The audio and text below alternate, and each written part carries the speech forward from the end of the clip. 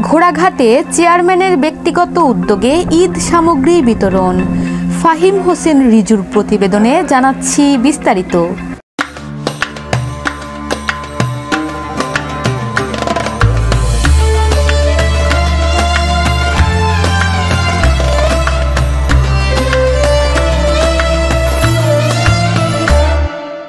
দিনাজপুরের ঘোড়াঘাটের ৩ নং সিংড়া ইউনিয়নের চেয়ারম্যান সাজ্জাদ হোসেনের ব্যক্তিগত উদ্যোগে বিধবা, স্বামী পরিত্যক্তা, দুস্থ ও অসহায় ২ শতাধিক পরিবারের মাঝে ঈদ সামগ্রী, চিনি, লাচ্ছা সেমাই, মুড়ি ও দুধের প্যাকেট বিতরণ করা হয়েছে।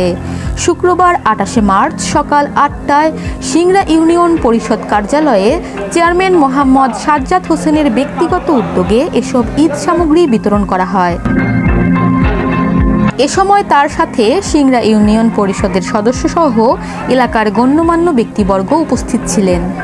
২৪ ঘণ্টা ঘোড়াঘাট, সাদিয়া ইসলাম, ঘোড়াঘাট, দিনাজপুর।